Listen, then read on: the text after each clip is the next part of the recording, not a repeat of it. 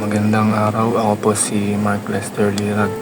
Ito po ang aking daily devotion, Hatred of Sin, na sa series po ng Loving God is Hating Sin, na tinalakay po ni Pastor Russell Ocampo sa 265 daily devotion.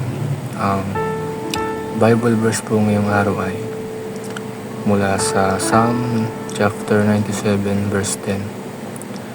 Oh, you who love the Lord, hate evil. He preserves the lives of his saints. He delivers them from the hand of the wicked.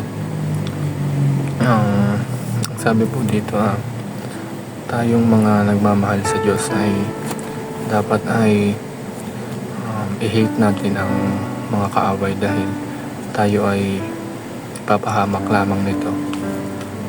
Ang unang teaching po ngayong araw ay sin is desensitizing.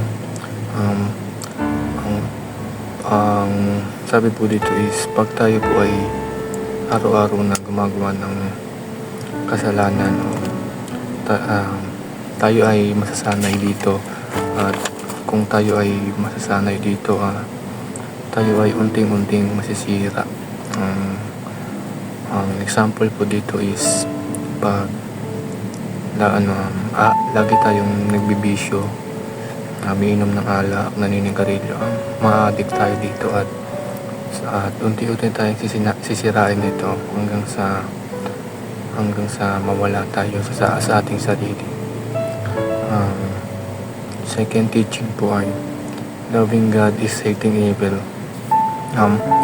Tayong mga tao ay originally is makasalanan dahil sa ginawa ni Eva at Adan.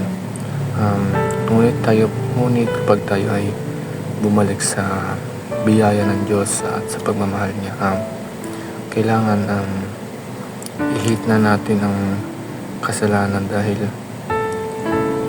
dahil tayo nga ay bumalik sa Diyos at pinatawad niya tayo. Kailangan iwasan na natin ang mga kasalanan at mga maling gawain. Ang huling katuruan po is genuine Christians hate sin. Ang mga totoong Kristiyano po is ay aayawan ng kasalanan o iiwasan ito dahil bago natin tanggapin ang Panginoon, tayo talaga ay isang makasalanan na tao. At kung tinanggap natin ang biyaya ng Diyos, dapat tayo na mismo ang umiwas at layuan na natin ang kasalanan. Realization ko po ngayong araw is tayong mga Kristiyano o tayong mga tao ay dapat iwasan natin ang kasalanan dahil bumalik na tayo sa biyaya ng Diyos. At ito na lamang po ang ating magiging sukli sa biyaya ng Diyos, ang paglayo sa kasalanan. Yun lamang po. Salamat.